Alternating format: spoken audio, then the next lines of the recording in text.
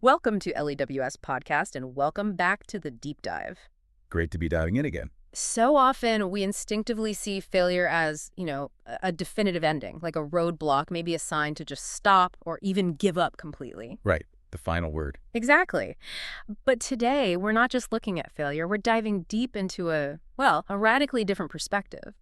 Our mission in this deep dive is to explore how failure, far from being just a setback, can actually become the strongest, maybe even the most essential fuel for achieving remarkable greatness. Mm-hmm. We're going to uncover the surprising psychology behind our deep-seated fear of it, explore some powerful real-life examples, understand precisely why failure is actually a necessary ingredient for genuine growth, Yeah, that's key. Necessary. and equip you with practical tools and, mindset shifts to truly transform every misstep into an invaluable stepping stone. That's right. What we're aiming for today is really more than just a different way of looking at failure. It's about a complete reframing of your relationship with it. A reframing, I like that. Yeah. It's not simply about learning to cope with mistakes, but about understanding their profound transformative potential. How they can quite literally make you stronger and more capable than if you had never encountered them at all.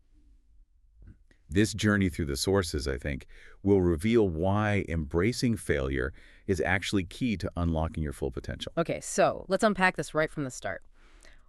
Why do we fear failure so profoundly? Is there something like hardwired in us, or is it more of a learned response from, our environment? Well, it's fascinating because it's really both. Our fear of failure has these deep evolutionary roots. Okay. For our ancestors, making mistakes, say misidentifying a poisonous berry or failing to outrun a predator, could lead to very real, very immediate survival consequences. Right, life or death. Exactly. That primal instinct to avoid harm, it still reverberates today. In modern society, that survival instinct kind of translates into our fear of failure as social judgment, public shame, or even, outright rejection. That makes so much sense. And when we talk about shame, that really brings to mind some groundbreaking research. Absolutely. The extensive work by researchers like Amy Cuddy and Brene Brown on shame and vulnerability, it really highlights just how deeply embedded this fear can be within us. Mm-hmm. It's not merely a surface-level emotion. It touches on our core sense of self-worth and belonging. That feeling of exposure when you failed can be incredibly potent, triggering a very primitive response that basically tells us we're not safe or accepted. Oh, wow. Okay, so beyond that immediate emotional hit, what's actually happening on a deeper, neurological level when we experience a setback? Are there specific brain responses that contribute to how we feel about failure? Yeah, there's indeed some clear neuroscience behind it. When we make a mistake or experience failure, our prefrontal cortex, that's the part of the brain responsible for executive functions like decision-making, planning, problem-solving, it immediately gets to work analyzing what went wrong. Mhm. Simultaneously, there's a noticeable drop in dopamine levels.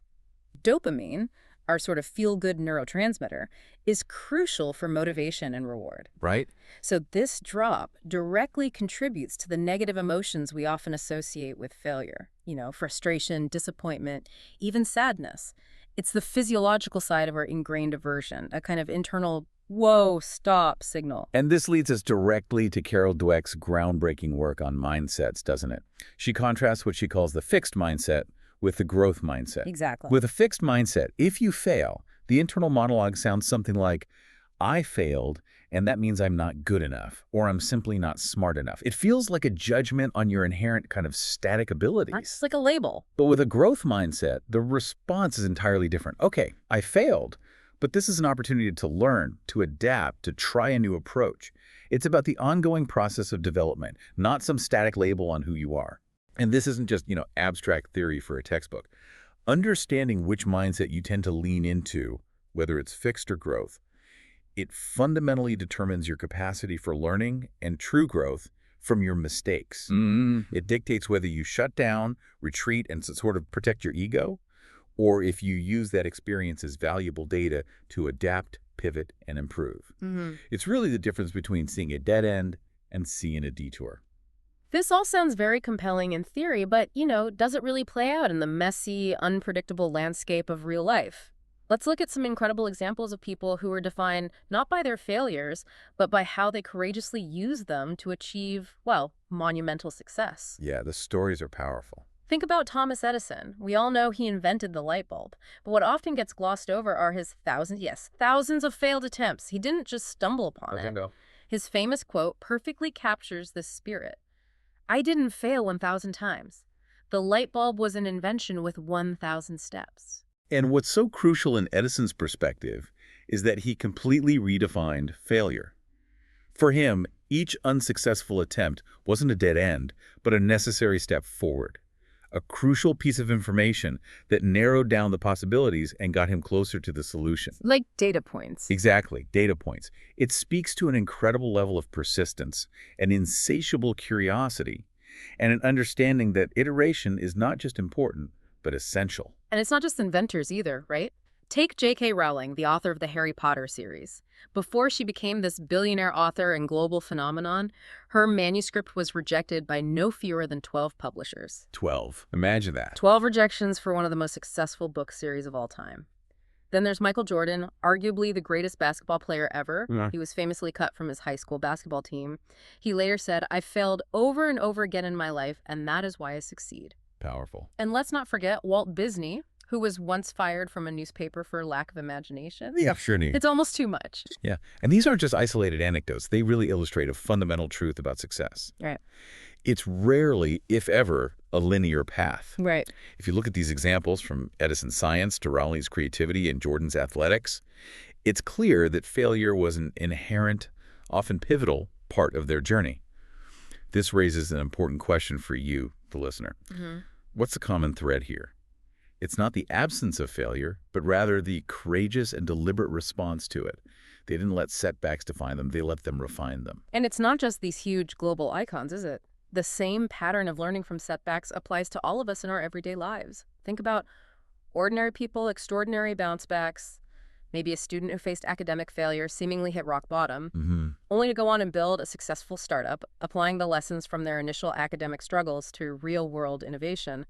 The principle holds true across the board. Absolutely. It's universal. So after hearing these powerful stories, what does this all mean for us? Why is failure not just something to, tolerate, but something truly necessary for success and growth? Well, first and foremost, failure builds profound resilience. It's through overcoming setbacks that we truly develop emotional strength and grit. Grit, yeah. Angela Duckworth's extensive research on grit highlights that it's this perseverance and passion for long-term goals that predicts success, often more than raw talent. And it's not just psychological. Repeated engagement with failure can actually rewire neural pathways, strengthening your capacity to handle future stress, a true anti-fragile outcome, even before we get to Taleb's concept. Interesting. Failure forces you to adapt, to problem solve under pressure, and to develop coping mechanisms that easy successes simply cannot teach. And failure offers unique insights too, right? Insights that success often hides. Exactly. Knowing what doesn't work is frequently more valuable than knowing what does. Each failure acts as a critical data point.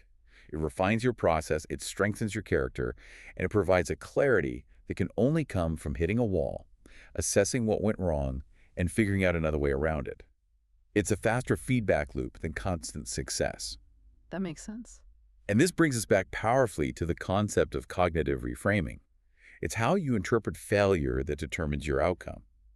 The crucial shift isn't to deny the pain or frustration, because those are natural emotional responses, Right, they're real. but to actively change your internal narrative. Instead of thinking, I'm a failure, which is this harsh, self-defeating judgment, the transformative shift is to say, okay, this is a learning opportunity. This is feedback. What can I do differently next time? It's a subtle but profound shift from identity to information. Can you recall a time you learned exponentially more from a mistake? Or even a spectacular screw-up than you ever did from an easy win? I bet you can. Oh, definitely. We all have them. Most of us have those moments we initially dreaded, but later recognized as pivotal. Okay, so this all sounds incredibly compelling, but how do we actually do this? Right. What are some practical tools we can use to make failure work for us, moving beyond just intellectual understanding to daily application? Okay, a truly powerful tool is to reflect instead of regret. Instead of dwelling on what went wrong and letting regret consume you, actively dedicate time to Maybe journal about your mistakes and the lessons you've gleaned. Like structured reflection. Exactly. Ask yourself specific, objective questions. What exactly went wrong? What was within my control and what wasn't? What did I learn from this experience, and how can I concretely apply this moving forward? This transforms a negative emotional experience into actionable insight and data. That's a powerful framework for accountability and growth. And building on that idea of honest self-assessment, there's also this intriguing technique called the failure resume, Ah, yes, I've heard of this. popularized by Princeton professor Johannes Haushofer. Instead of listing your achievements, you create a resume that documents all your rejections, your grants not received, academic positions not attained, projects that didn't go anywhere. Why would you do that? Sounds a bit depressing. Well, that's the thing. It's a powerful visual reminder that failure is a constant companion on the path to success. It normalizes it, and it visually demonstrates your growth and resilience over time. You can literally see how many times you've been knocked down and gotten back up, which is actually incredibly empowering. Okay, I see the value now. It reframes it again. Yeah. Another crucial tool is to consciously build a failure-friendly environment. This means surrounding yourself with people who embrace growth, who see mistakes as learning opportunities, and who aren't afraid to take intelligent risks. Like your support network. Exactly. And on an organizational level, think about companies like Google that famously use postmortems for failed projects. They don't just sweep them under the rug, they meticulously analyze what happened, not to assign blame, but to extract every possible lesson so they can avoid similar pitfalls or build new strategies in the future. It's about systemic learning, not just discarding. And to get truly comfortable with the idea of failure, there's a proactive strategy I like called micro-failure practice. Micro-failure. Tell me more. This involves intentionally trying new things, even small things where the stakes are low. Maybe it's trying a new recipe you're not sure about, or learning a new skill where you know you'll stumble a lot at the beginning. Okay, like learning an instrument or something. Exactly. It's like learning to cook a new cuisine. You might burn the first dish or get the spices all wrong, but you quickly learn what works and what doesn't, usually with minimal consequence, right? The goal is to fail small, learn fast, and iterate. This reduces the emotional stakes of failure and builds your confidence in your ability to learn from mistakes, making bigger risks less daunting over time. What's truly fascinating here is that these tools aren't just about coping with failure or minimizing its impact. They're about actively leveraging failure as a sophisticated mechanism for rapid improvement. They shift your mindset from a defensive stance of avoidance to an active, engaged pursuit of growth. Yeah, it's proactive. So beyond the specific tools, it's really about a fundamental shift in how we approach the world and our own capabilities. What are the key mindset shifts that truly change everything, sort of foundational to this transformation? A profoundly powerful one is adopting the anti-fragile mentality, a concept introduced by Nassim Taleb. It's not just about surviving failure or even being resilient enough to bounce back to your original state after a setback. Right, not just bouncing back. No, it's about growing stronger because of it. Failure doesn't just bounce you back, it leaves you better equipped, more robust, and more capable than you were before the setback occurred. You don't just recover, you evolve and gain capacity. I really love that concept, stronger because of it. Another critical shift is embracing progress over perfection. Oh, this is a big one. The relentless, often paralyzing pursuit of perfection kills momentum. Yeah. It makes us afraid to start until everything is just right, which, as we know, it never truly will be. We need to encourage ourselves to embrace maybe B-minus work at the start. Yeah, just get it out there. Get something out there, learn from the initial imperfections, and iterate. That's how true progress is made, not by waiting for some elusive ideal. It's about shipping, learning, and improving. And closely related to that is focusing on process, not just outcome. We live in a world that lionizes outcomes, the win, the achievement, the success story, the final product. The shiny result. But the process, the journey, the consistent effort, that's where all the real learning happens. That's where resilience is built, where skills are honed, and where true understanding develops. Winning, if it comes, is often a byproduct of consistent effort, adapting and learning along the way, often through numerous missteps. If you focus on perfecting the process, the outcomes often take care of themselves. These aren't just abstract ideas to consider, are they? Implementing these shifts really changes your entire relationship with risk and challenges. It sort of liberates you from the crippling fear of making a mistake and allows you to truly engage with life and opportunities in a much more expansive, proactive way. It's freeing, really. So to recap our deep dive today, Failure is not the end. It is simply feedback. It's an essential, unavoidable part of any journey worth taking. Absolutely. Everyone who has truly succeeded has failed, sometimes spectacularly, sometimes in private, excruciating ways. The real power lies in your choice, to be broken by failure or to be built by it, becoming stronger and wiser. And as the media executive Sumner Redstone wisely put it, success is not built on success. It's built on failure, frustration, and even catastrophe. Wow, that's quite a statement. So I want to leave you with this thought. Think about a recent failure you experienced. Maybe it's something small, like a project not going as planned, or perhaps it feels quite significant. Hmm. What did it truly teach you? How might you reframe it based on what we've discussed today about mindsets, practical tools, and that transformative anti-fragile mentality? And here's a final provocative thought for you to carry forward.